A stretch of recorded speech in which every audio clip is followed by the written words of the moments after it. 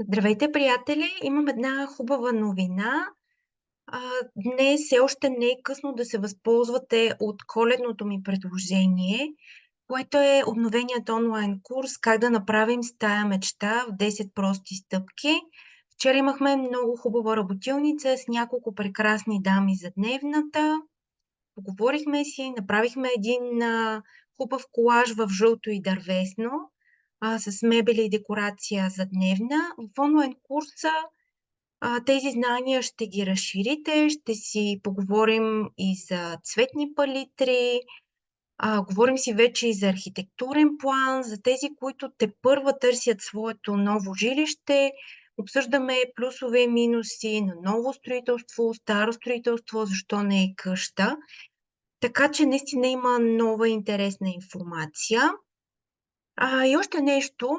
Обикновено краят на годината е периода, в който ние правим равносметка на постигнатото и гледаме с надежда към следващата година, записваме целите си за нея. Ако вашата мечта е свързана с нов дом, имам един апел към вас. Бъдете смели, превърнете я в цел, и започнете да я случвате през 2024.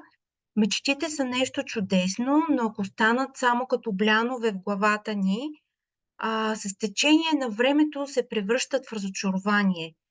Така че не позволявайте да се превръщат в това, случвайте ги, работете за тях малко по малко, стъпка за стъпка, стъпка по стъпка. Не е толкова сложно.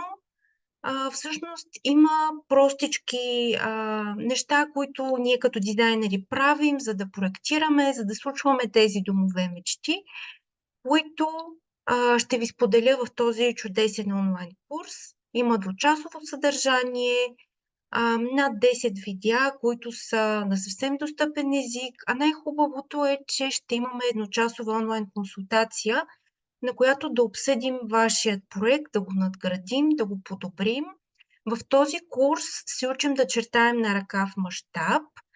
Разбира се, може да използвате и прости дизайн програми, само ако искате, ако имате желание.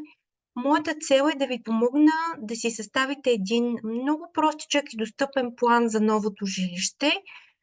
И то първо като помислите какви са вашите нужди и после вече като видим какви са даденостите на самото пространство, така че да си вземем максимума от него, да бъде уютно, да бъде приятно и моята цел е винаги да се чувствате спокойни и щастливи у дома. Така че действайте!